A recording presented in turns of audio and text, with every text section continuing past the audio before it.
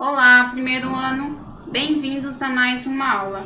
Na aula de hoje, nós iremos analisar e relembrar os principais aspectos dos dois sociólogos pais principais da sociologia, que é o Émile Durkheim e o Max Weber.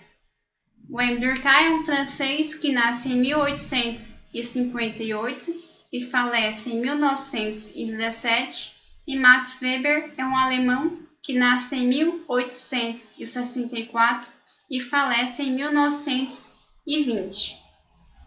Então, vamos ver o contexto histórico de cada um. Então, como eu havia dito, Émile Durkheim nasce na França. A França é um Estado nacional já unificado, o desenvolvimento do capitalismo está ocorrendo, ciências físicas e biológicas está em alta, e então vai ter a universalidade, que vai ocorrer o positivismo. O positivismo foi criado por Auguste Comte.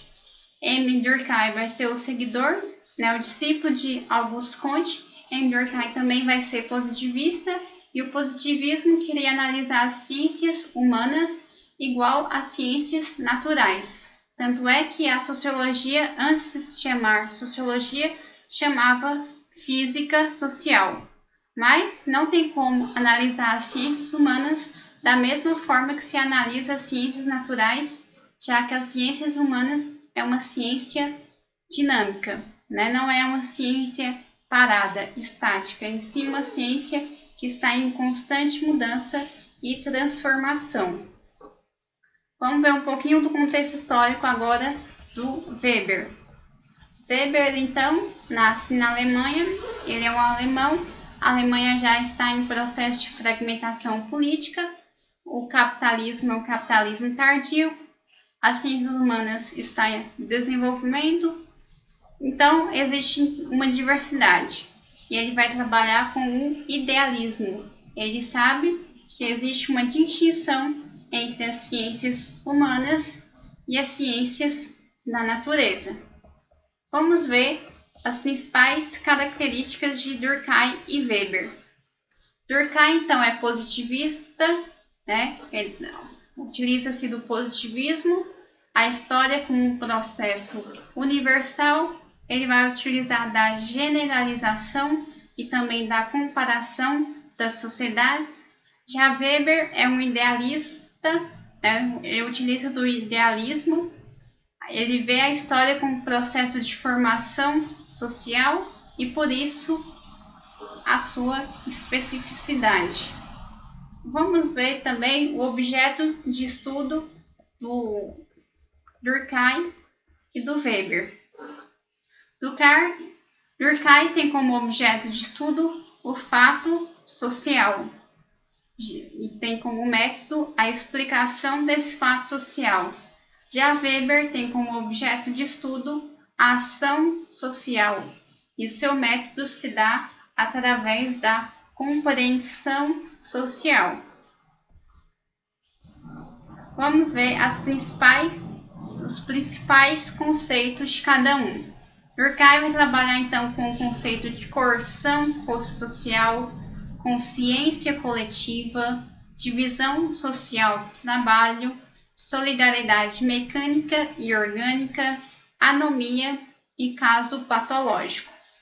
Weber vai trabalhar com os conceitos de tipo ideal, tipologia da ação, tipologia da dominação, racionalidade, burocracia, patrimonialismo, carisma, ética protestante e espírito do capitalismo.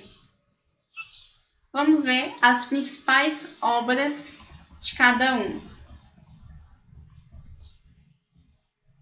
Émile Durkheim vai trabalhar com a obra chamada As Regras do Método Sociológico, que é a sua principal obra. É nessa obra que ele vai trazer o conceito de fato social. Ele também vai trabalhar com a obra A Divisão Social do Trabalho, O Suicídio, As Formas Elementares da Vida Religiosa, Educação e Sociologia. Já Weber vai trabalhar com a obra Economia e Sociedade, ética protestante e o espírito do capitalismo.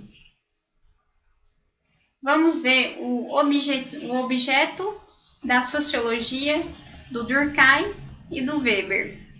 Durkheim, então, na sua obra As Regras do Método Sociológico, ele vai trazer o conceito de fato social, que é o objeto da sua sociologia.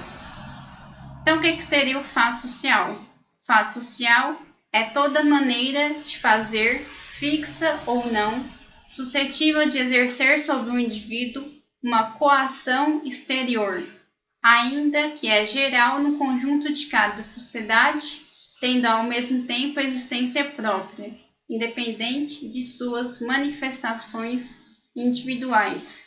Então, o fato social é toda maneira de agir, pensar e sentir, que exerce uma coerção sobre o indivíduo.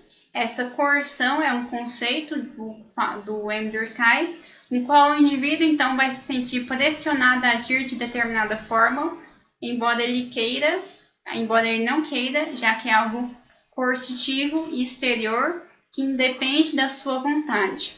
Ele é geral e ele tem uma existência própria, já que para Durkheim a sociedade tem vida própria, independente da vontade do indivíduo. O indivíduo apenas tem que se adequar à sociedade. Já Weber vai trabalhar com o conceito de ação social, que ele vai se dividir em 4. Ação racional com relação a fins, ação racional com relação a valores, ação tradicional e ação emotiva. A ação humana, então, é social, na medida em que, em função da significação subjetiva que o indivíduo que age lhe atribui, toma em consideração o comportamento dos outros e é por ela afetado no seu curso. Então, a ação social, ela é dotada de sentido e dotada de significado, e a ação social leva em consideração a ação do outro. Então, o principal objeto da sociologia de Durkheim é o fato social, e de Weber é a ação social. Então, as principais características do fato social é a generalidade, que é comum a todos os indivíduos, a exterioridade, que é algo exterior ao indivíduo, que está fora do indivíduo, que independe da sua vontade para acontecer ou não, e a coercitividade. O indivíduo vai sentir obrigado a agir daquela forma, sob pena de sofrer uma sanção, sob pena de sofrer uma punição. Já a ação social é a presença do outro, leva em consideração ao outro, é dotada de sentido, de significado e há uma interação.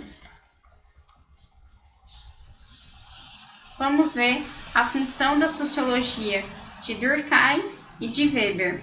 Durkheim vai tentar explicar a sociedade, encontrar soluções para a vida social e comparar a sociedade. Durkheim vai tentar explicar a sociedade, entender a sociedade, analisar a sociedade e comparar a sociedade, e buscar também soluções para os problemas sociais.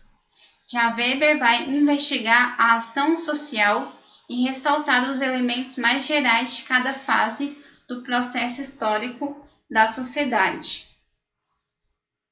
E aí nós vamos ver o que é essa sanção que a gente tanto fala, que o indivíduo vai ser pressionado a agir de determinada forma, sob pena de sofrer uma sanção, sob pena de sofrer uma punição. Então, o que seria essa sanção? Essa sanção, então, é essa força coercitiva dos fatos sociais que se torna evidente pelas sanções legais ou espontâneas a que o indivíduo está sujeito quando tenta rebelar contra ela. Então, o indivíduo vai se sentir obrigado a agir de determinada forma, sob pena de sofrer uma sanção, que seriam as punições. E essa sanção pode se dar legalmente ou pode se dar por sanções espontâneas. As sanções legais são sanções prescritas pela sociedade sobre a forma de leis nas quais se define a inflação e estabelece uma pena correspondente. Exemplo, multa de trânsito. Então, tem uma lei, não pode ultrapassar o sinal vermelho, não pode atingir a velocidade tal, não pode estacionar em local proibido. E tem uma pena a isso. A pena seria a multa de trânsito. Então, o indivíduo vai se sentir pressionado a agir daquela forma sob pena de sofrer uma sanção. E a sanção legal é quando tem uma lei que estabelece uma pena correspondente, e no caso as leis de trânsito é a multa de trânsito. Mas existem as sanções espontâneas. São sanções que afloram como a resposta à conduta considerada inadequada por um grupo ou sociedade. Por exemplo, o olhar de reprovação. Muitas pessoas agem de determinada forma não porque elas concordam ou porque elas não querem agir de determinada forma, mas porque nós sabemos que existe um olhar de reprovação, um olhar de discriminação sobre, por exemplo, a sua maneira de se vestir. Então, você se veste de determinada forma para que não haja esse olhar de reprovação, esse olhar de discriminação. Então, a sanção negativa da sociedade a certa atitude ou comportamento é muitas vezes mais intimidadora que a lei. A educação desempenha uma importante tarefa na conformação dos indivíduos à sociedade. Então, a educação vai fazer com que os indivíduos se conformem à sociedade. E a sanção negativa é uma atitude, é um comportamento que é muito mais intimidadora que a lei. Não existe nenhuma lei que você não pode sair na rua de pijama na cabeça, por exemplo. Mas nós saímos na rua de pijama na cabeça sabendo que vai ter esse olhar de reprovação, esse olhar de discriminação.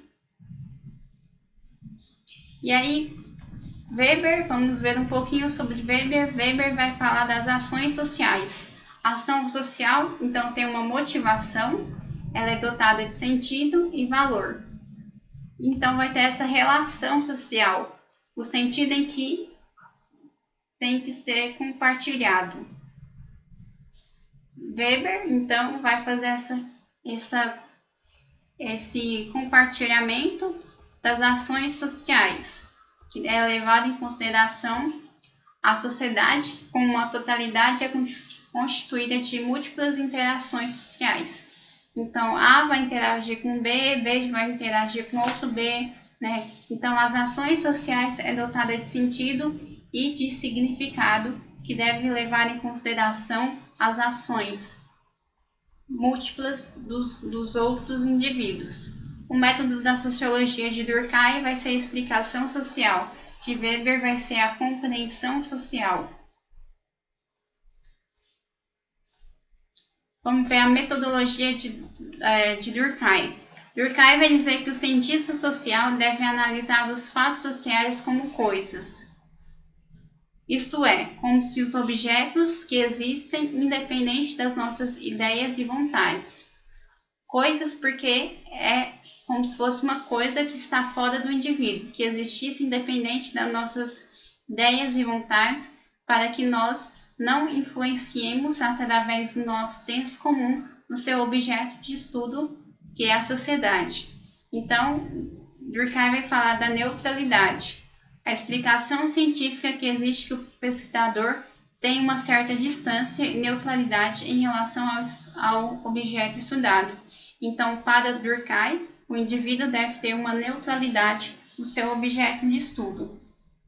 Já Weber vai dizer que todo indivíduo, ao agir, ator social, age guiado por motivação que, por sua vez, são baseadas em valores. O cientista deve descobrir possíveis significados sentidos da ação humana presente na realidade social que interessa estudar. Então, para Weber, o cientista deve ser guiado, de certa forma, que não há como ter essa neutralidade, já que o cientista é guiado por essas motivações. Então, não tem como ter essa neutralidade. Por isso que, para Weber, o cientista é parcial. Continuando, para Durkheim, o sociólogo deve deixar de lado suas pré-noções, isto é, seus valores e sentimentos pessoais. Por isso, da neutralidade e por isso tratar a sociologia, seu objeto de estudo, como coisa. Não pode haver envolvimento afetivo ou interferência do sujeito em relação ao objeto. Enfatiza a posição de neutralidade e objetividade. Já Weber, um autor age sempre em função da sua motivação e da consciência de agir em relação a outros atores. Impossível destacar as pré-noções como queira Weber. Existe uma parcialidade na análise sociológica, não há uma neutralidade. Então, para Weber, existe uma parcialidade e não uma neutralidade.